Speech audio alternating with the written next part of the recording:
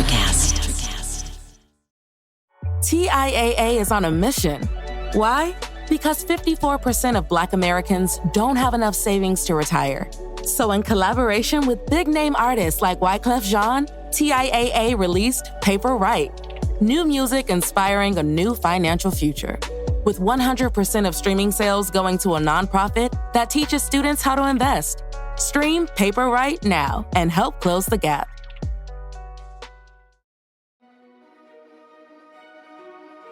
I think it's very, very important to feel that I'm in the right company. My company, Symrise, has this very strong connection to my roots. I think what I mentioned before, but then mostly coherence of my personal values with the corporate values. Hi, and welcome to Deep Leadership. I'm your host, John Rennie. Well, I hope all is well with you today. It is another beautiful day here in North Carolina, and this episode is brought to you by our sponsors, Ignite Management Services and Liberty Strength. These sponsors help me bring these shows to you each and every week, so I encourage you to click on their links below and check them out. Also, I want to remind you that the Qualified Leadership Book Series, which includes all three of my best-selling leadership books, is now available on my website, johnsrennie.com. You get all three books for 15% off the Amazon and Barnes & Noble price, but this offer is only available on my website. Now, this is the perfect Christmas gift for the leader or future leader in your family. So check it out at johnsrennie.com. Well, that is it. Today, we're going to be talking about how to lead inside a corporation, and my guest is Frank Höving. Frank is the Vice President of the Western European Market Cluster for Symrise. He is a compassionate leader who has brought his unique style of leadership to the corporate environment, and he has thrived.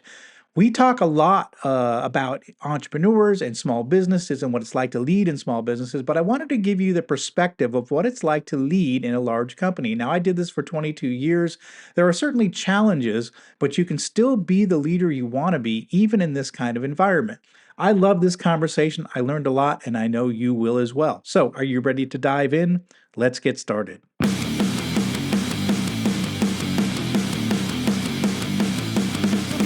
Welcome to Deep Leadership. Leadership is a people business. That's the philosophy of your podcast host, John Rennie. As a former Cold War submarine officer who spent 20 plus years leading businesses in corporate America before starting his own manufacturing business, he knows that leadership matters. Are you ready for some real-world actionable advice from John as well as his expert guests? I'm ready. The show starts right now.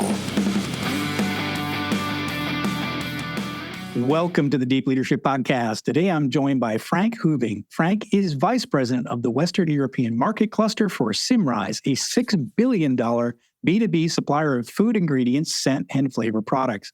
He is a result-driven, compassionate leader who has a successful track record of delivering profitable growth.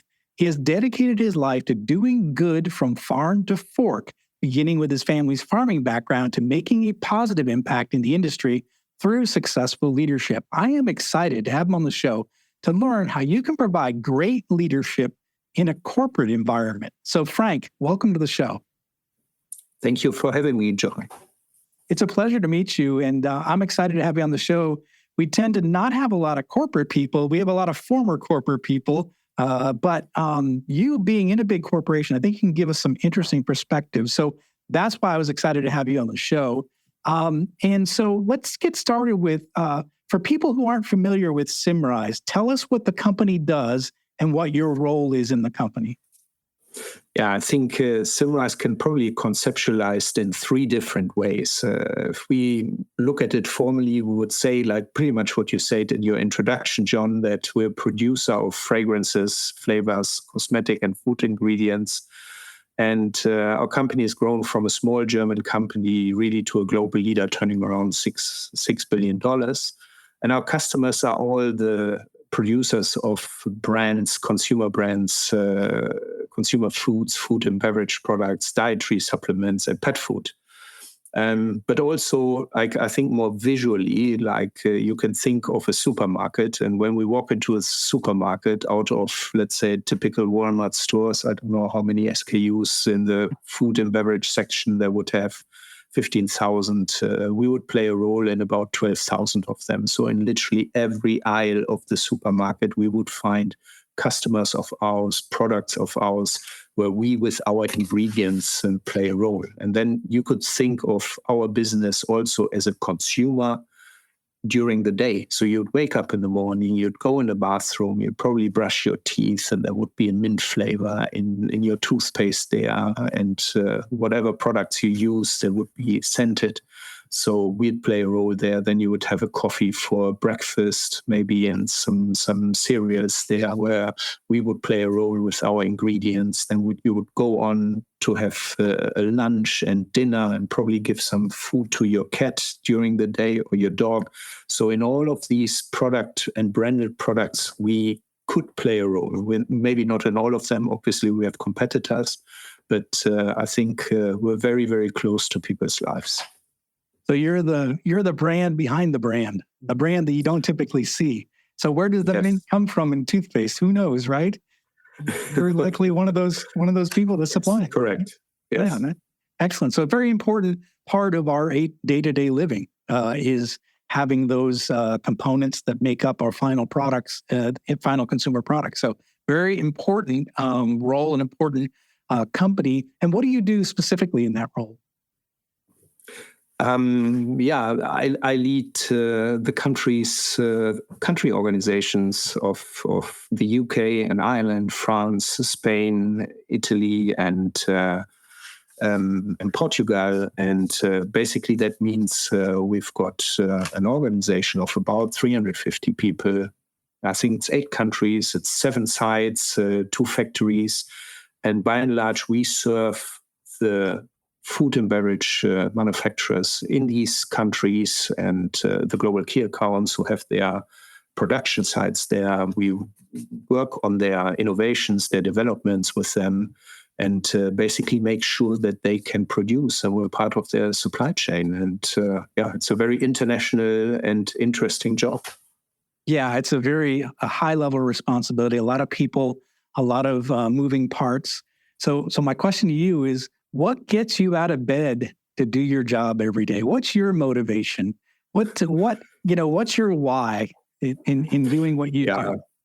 My why is that in a way, probably your listeners may have asked yourself, well, Symrise, who's that? Never heard of that company.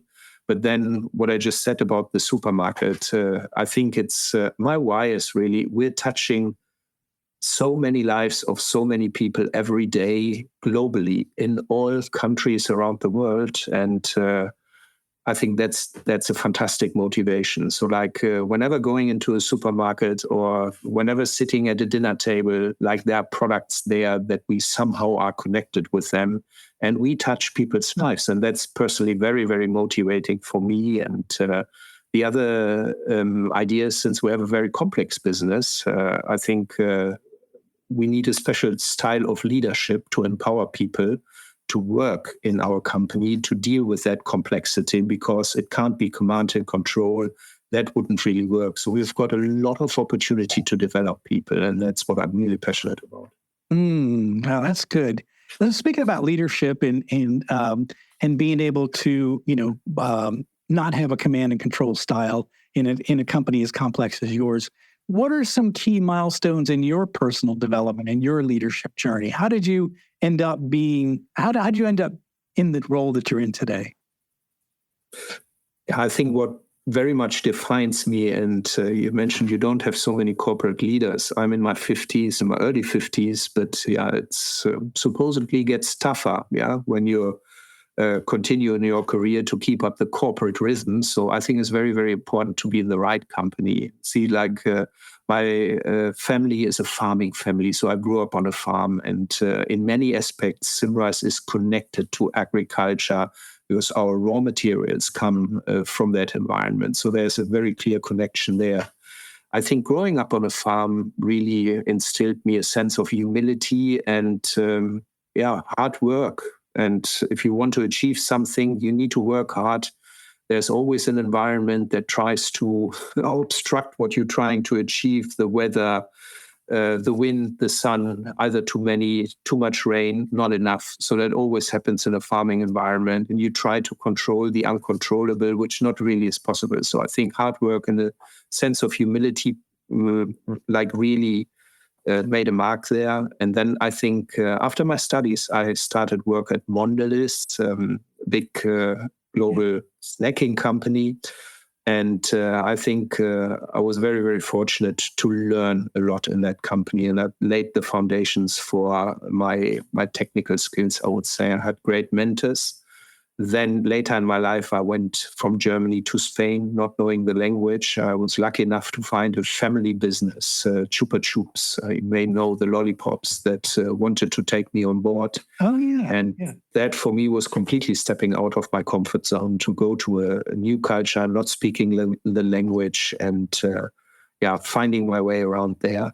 I then co-founded a startup company in Spain as well. And after that, I think what also was an important milestone was an MBA at a top school.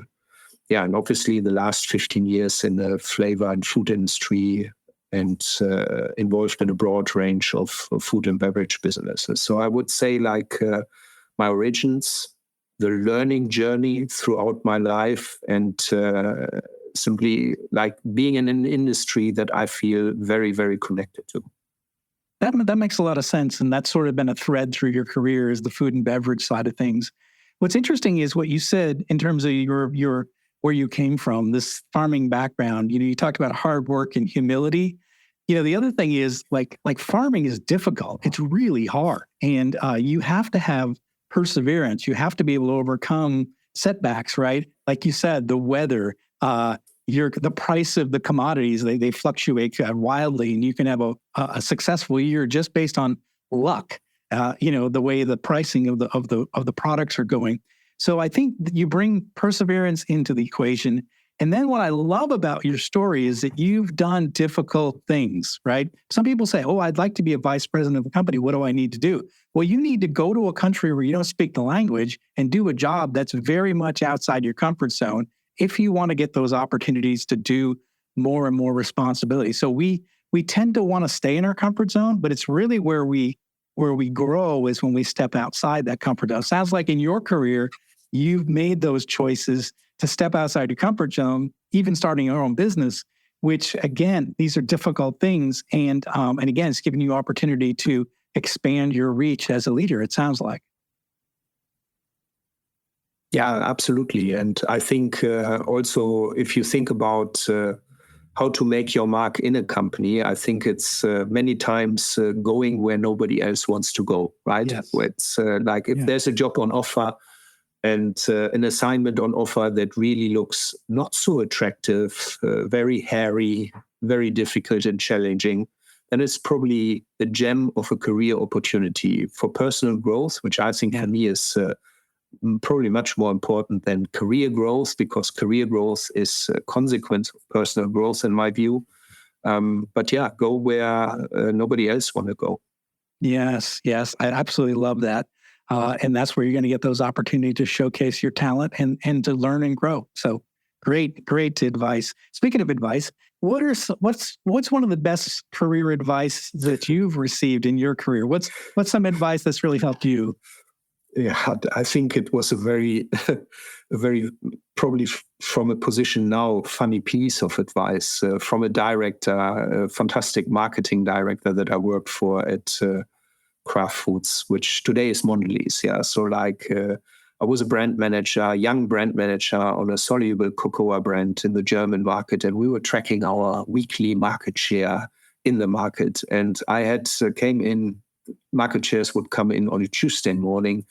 I still remember that. So I was looking at my market share, and they had plummeted from the 35-40% that I was used to 25%. And I thought, oh my God, the world is going down. I don't know what's happening here. I'll probably get fired. So I was really, really upset. And I walked up to this gentleman and said, look, this is happening. And he told me laughingly, he said, don't worry, Frank. Your brand will easily survive 10 bad brand managers. And I said, what are you saying? I'm a bad brand manager? I said, no, it's just so robust, right? Yeah. Breathe, move on, and just work your way forward, and things will be okay. Yes. I think you're right. Like, don't let one little setback and it's just a setback, and what can you do to turn it around? And where in some cases, like you said, the brand's so big that, how much impact am I going to make in a given year? So I love that idea, because I think we do, especially when I work with young managers, they tend to anything bad happens, it's the end of the world. And I think what you know from being as experienced as you are, and I'm 56 as well, is we've seen it all. We've seen every bad thing that can happen, and usually things work out given time and given energy and given focus. So I don't let big things bother me as much as I used to when I was younger. So I think that's a great piece of advice you got in your career. Yeah, and I think the world just doesn't fall apart, right? And it may seem very, very bad, but I see in your background, there's a lot of naval, military visuals there. And I think when something really exciting happening, and I had to learn that only in the last 5-6 years. So to resort to breathing, right? The box breathing, 4 in, 4 hold, 4 out, 4 hold. And the perspective changes on whatever challenge you have in front of you. So I think that's what I was fortunate to learn from military leadership. And it's a fantastic technique to get a refreshed perspective on the world. Yes, absolutely. Box breathing is something that I do too. And it sort of quiets the mind, quiets the noise, quiets all the voices so that you can focus. Deep leadership listeners have heard this before. I use box breathing before I turn the camera on and meet my guests, because I'm running a business and I've got a million things going on. And so for me to be focused on my guests and to learn from them, I know I've got to turn off all those voices. So box breathing, listeners, is a great technique to quiet the mind and get focused. So it's a great technique. I'm glad to hear other people have used it as well. So great process, great technique. So one of the things that's interesting about your background and where you're at today in your role is you're in a big company, $6 billion company, lots of moving parts. So how do you make an impact as a person, as a leader in a big company? Because I think sometimes we talk to a lot of entrepreneurs where, okay, your leadership style is going to reflect in the organization because you are the boss. You're running the whole show, right? And mostly these are smaller companies. My company is small. Leadership is, I would say, easy because I control everything. I don't have any bosses, right? So I'm my own boss, so I can run things the way I want. But I've worked in corporate. I've had bosses. I've had mandates that come from above that I don't necessarily agree with. I have problems that I have to sort out, people that I have to fire, people I have to hire that I don't want to, that are being come from another division or what have you. So how do you do it? How do you make an impact as a leader and a professional in a big company like Symrise? Yeah, for me, to start with, John, I think it's very, very important to feel that I'm in the right company. And that's largely, like in this particular case with my company, Symrise, is a very strong connection to my roots. I think what I mentioned before, but then mostly coherence of my personal values with the corporate values. Yeah, I feel that's very much in sync, and I think that's the basis for everything. And then even like these challenging assignments you get from the top, you can calibrate them, and you know and find the right way to pass them on, because they would be, like, I'd say, mostly in sync with the values, my own values and the corporate values. And I think that's a basis for all. I think for me, the second focus would be to focus on the growth of my teams, my organizations, and the talent within my organizations, because eventually they do the work. They do all the hard hauling, if you will. And if they know that they are supported, and if they know that there's a perspective for them, they go the extra mile and take everyone along with them. And thirdly, I think it's what I mentioned before. I mean, you need to be willing to go where no one else wants to go, right? Because that's where the biggest opportunities are, even in big corporate. We'll be right back after a quick word from our sponsors. As a leader, you're responsible for the mission and the people assigned to you. Regardless of the size of your team, employees are depending on you for their lives and careers. For the sake of your team and the people who entrust you with this role, you need to master the skills to become a great leader. Best-selling leadership author John Rennie is proud to introduce the Qualified Leadership book series. This new series teaches you how to become a people-centered leader. Great leaders know that employees who are respected, appreciated, and allowed to grow will go the extra mile. These books provide real-world leadership wisdom written from a hands-on perspective. If you want to be a more effective leader, this is the one book series you should read this year. This 3-book series contains the following best-selling leadership books: I Have the Watch, You Have the Watch, and All in the Same Boat for one low price of $39.99. Begin your journey to become a leader worth following. Go to johnsrennie.com and get your order in today. This episode is brought to you by Ignite Management Services. Ignite is led by Mike Watson, who you might remember from episode 137. Mike and his team believe that everything starts with leadership. Whether it's strategy execution or cultural transformation, it's the role of the leader to create the conditions for their people to succeed. The team at Ignite can help you develop critical habits to enhance your leadership capability and transform your business. Ignite Management is now offering the Resilient Leadership Assessment Tool. This is an online questionnaire designed to assess and guide leadership development, coaching, and team building. It provides leaders an opportunity to gain insights into their leadership strengths and development needs. After taking this assessment, you will receive a custom, detailed report that provides practical and actionable recommendations to enhance your effectiveness. I have taken this assessment myself and found it to be extremely valuable in helping me make changes to my leadership approach.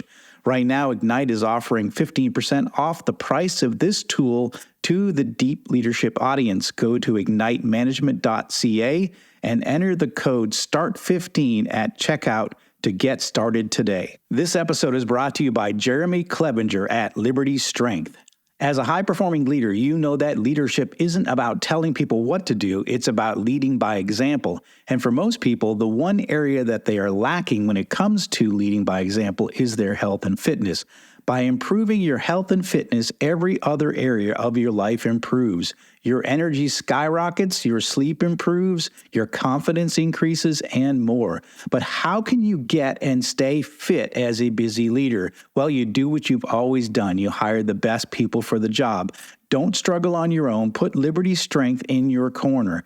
Jeremy and his team will work with you to take your physique, mindset, nutritional habits, and more to the next level with his step-by-step, all-inclusive coaching program. I've worked with Liberty Strength for the past 2 years, and I'm in the best shape of my life, and I'm still hitting strength personal records at 56 years old.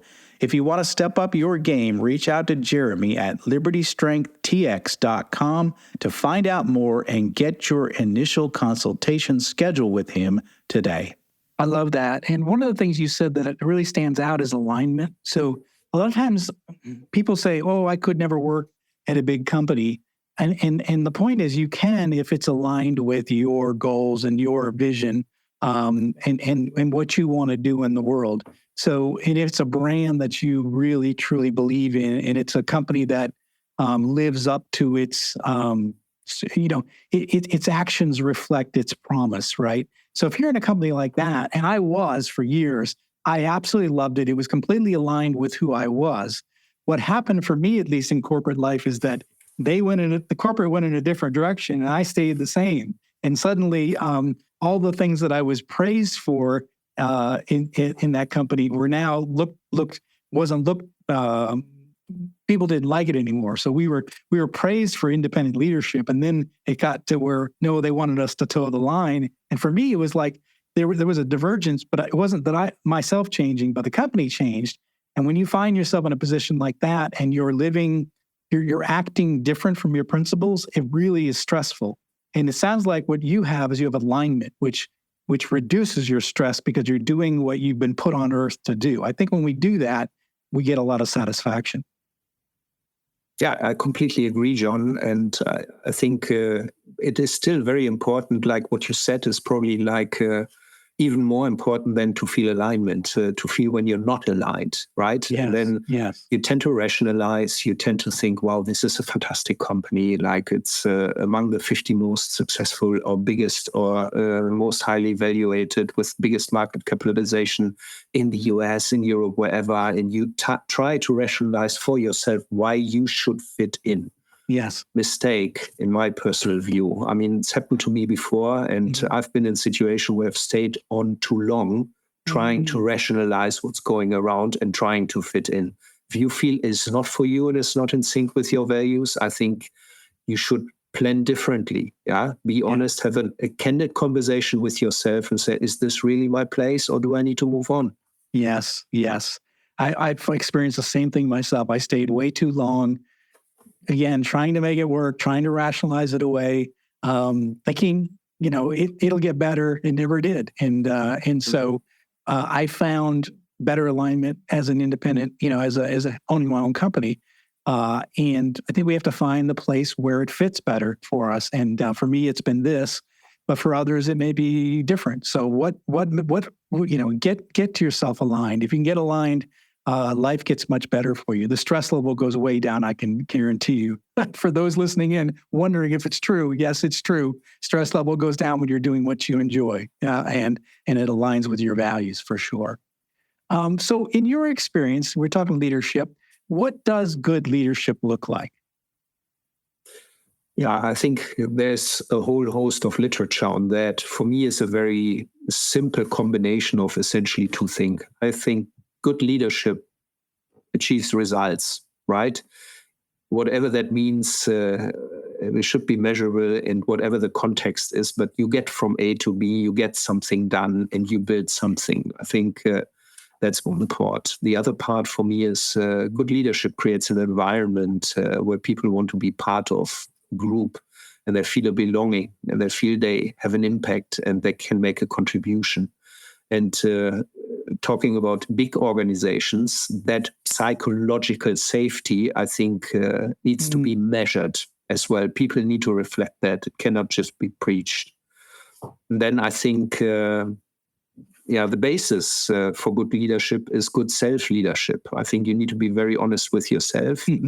You need to have a support network. In my case, I'm really, really lucky that my wife supports me with my career. I support her as well, but we mutually support each other. I think that's very important. I think the family needs to be there, whatever your family might look like or your group, most intimate group might look like. You need support because leadership requires sacrifice, and it requires sacrifice sometimes and many times of the nearest and dearest. And they just need to support your journey. And there needs to be something in for them as well. Excellent. Well, listeners, you probably heard these themes reflected from many of our guests. And so these are great. You got to get results, right? At the end of the day, if you don't get results, why are you there, right? So we talk about that a lot. It's about people creating a great environment. You mentioned psychological safety is very important. Building an atmosphere where people feel like they can make a difference and they can contribute. All these things are really important. And then I love it, like the cherry on top of the sundae is self-leadership, which is you got to take care of yourself, make sure you have that support network. It's very important, especially too, I would say entrepreneurs, if you don't have a support network, I tell you need one because you're going to be doing things that you've never done before and that can be difficult and stressful. And you have to have that good support network. It means you got to maintain your relationships with your family, take care of them, have that time off and reset, refocus, eat well, exercise, take care of your financial side of things. So these are all really critical for self-leadership. So excellent story. It's good to hear what you talk about, which is consistent with our other guests. So that means that when you're leading in a big corporation like you are, it means the same things that make you successful as an entrepreneur, as if you might be, leading up a fire station or a police department or a military outfit. They're all very similar. And so if you can practice these things, you're going to get better as a leader. So question for you, what are maybe some of your top three principles or some of your top principles for great leadership? I think very simple for me, as you probably have picked up by now, I'm very people focused, and that's my key pillar of achieving results as well. So like number one, be trusting and to care for your people and to work very, very hard to provide clarity and as a consequence, psychological safety.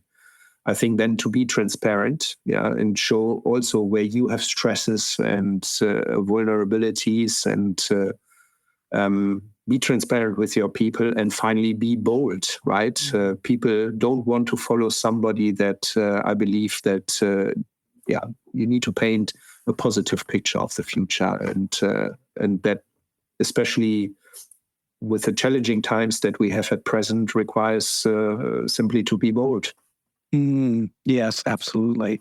That's what I was going to ask you a little bit too. With you and I are similar ages. What changes have you seen, and then what would you say are skills and attributes that are really necessary for people who aspire to be leaders now and in the future? Because there's a lot of things have changed from when I started in leadership, and so maybe some ideas of what people need to have for skills and attributes as the world is changing. What skills and attributes? I think personally, the big change we've been seeing, maybe even in the last 5 years, is much more towards, quote unquote, the soft skills of leadership.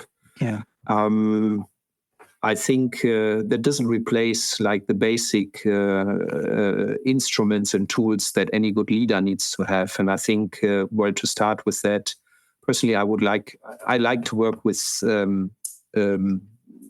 tool set that is called Compass from the Creative Center of Leadership. That's basically a big book listing like all the qualities, the skills and attributes that you need to develop in yourself and with your teams. And I think there's especially what they call the big four, which is communication, influence, self-awareness, and learning agility. I think these are indispensable. And I think we've seen throughout the pandemic and with, let's say, the global complexity that we have, there's more and more the need to be trusting, to empower people in organization and essentially give up control for leaders. And I think that requires fundamentally different conceptualization of leadership, which is much more on the quote unquote softer side. So we now see meditation becoming very, very important as a means to self leadership and diverse leadership teams. So gender diversity. I think my last 3 leadership teams in Symrise have been equally gender diverse to equal proportions. They've been more and more culturally diverse and also socially diverse. And as a result, I think sometimes I'm the most challenged person in the room, being the boss of the group here. Yeah, I was going to say that. That's. I was just curious because that's one of the things I'm thinking. So again, being similar ages, have you? I think it might be more natural for young people to just this is the way they've always had it, right? But for us, what are some of the challenges as an older leader? Yes. Yes. Let me give you one example. Like what I love in Symrise, we've got so many great young talents. And when I joined the company, it was all about millennials. That's about 11, 12 years ago. And really had to learn how, quote unquote, every person is a person, but how millennials work, because they were asking, what's in for me if I take this position, if I take this job? What does it do to me? I tended to say, what a weird question that is. It's a brilliant opportunity. It's the right thing for you to pick up and run with it, right? Yeah. I think that's how we were socialized in corporate life when we probably started our careers. But I've learned that really these questions are the only relevant ones. Yeah. Yes. And I'm very, very grateful to learn this from the younger generations. I think when we started out, it was much more command and control. This is your assignment. This is your job. Here's the job description. Now go and get some results. Wouldn't work today anymore. So like today, there's a conversation on why this mission is important, why this project is important. We already say why. And it can take a lot of time. But once that is clear, and I think once that conversation has happened with teams and with people, they are equally committed and they are equally empowered and motivated and run with it. So like, I think that's probably the biggest difference that I would make out when we started our job lives in the 1990s towards today. And I think it's definitely changed for the positive, definitely. I agree with you wholeheartedly. I'm glad you said that, because I think a lot of people complain about millennials, but for me, I was like, oh, we can think about ourselves, because it was always you just do what you're told and you hope for the best, but you didn't, you know what I mean? You were not selfish. We were always giving, and we saw our fathers, work 30 years or 40 years for one company and get the gold watch. And the millennials are saying, well, what's in it for me? And we, at first we were offended by it, but then eventually we went, hey, wait a second. That actually makes sense, right? So yeah, I do think that for me, at least, same thing. I learned from millennials. I'm learning from younger people. And I think they've got some great insight. And those who are bashing younger people, I don't get on board. I think they've helped us become better leaders because we are taking care of people better. So yeah. Yeah, and I agree. And I would say being a father of two teenagers, which is even more challenging at present, it's not like bashing young people is simply missing learning opportunities, right? It's not always convenient, mostly not, but it's definitely worthwhile. Yes, absolutely. Well, we're getting close to the end of our time. I was going to ask you, what final message would you like to leave with our listeners who've been listening in, have been hearing your story, hearing your journey? What kind of final message would you like to leave with our guests? Yeah, I think made a few comments about the similarities of leadership in, let's say, different disciplines and different situations. And I think I would also like to echo that. I think leadership is a self journey.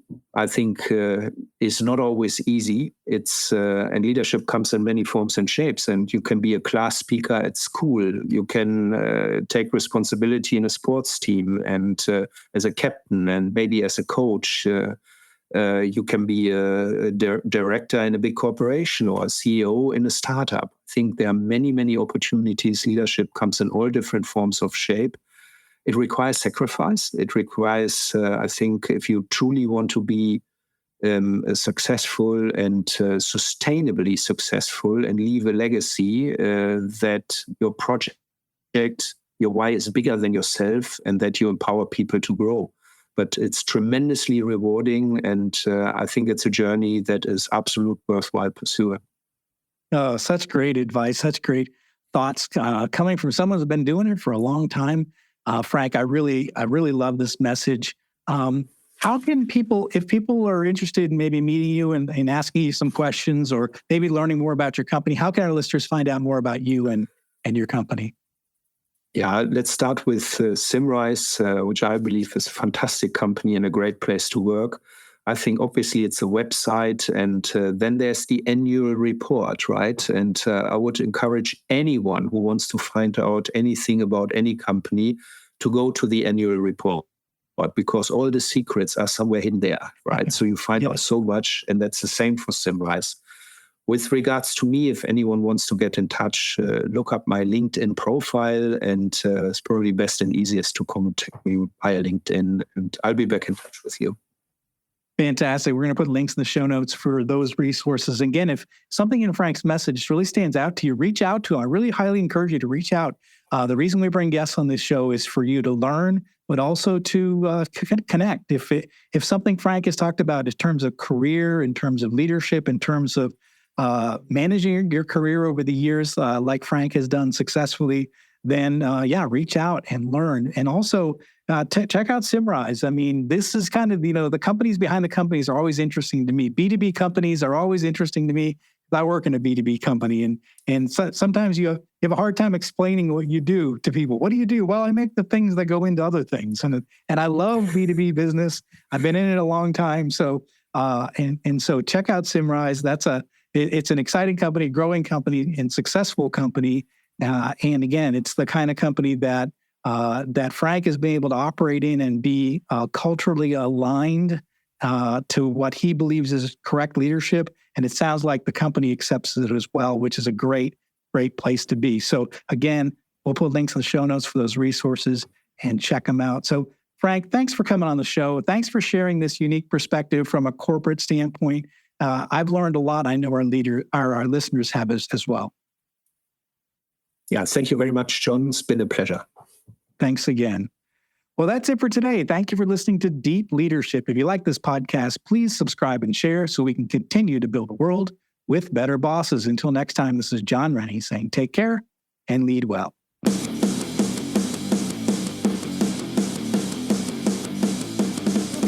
Thank you for listening to Deep Leadership. Thank you. Thank you. Thank you, thank you, thank you for all you do. We hope you enjoyed today's episode. For more information and updates, please visit our website at www.deepleadershippodcast.com or johnsrennie.com. Until next time, take care.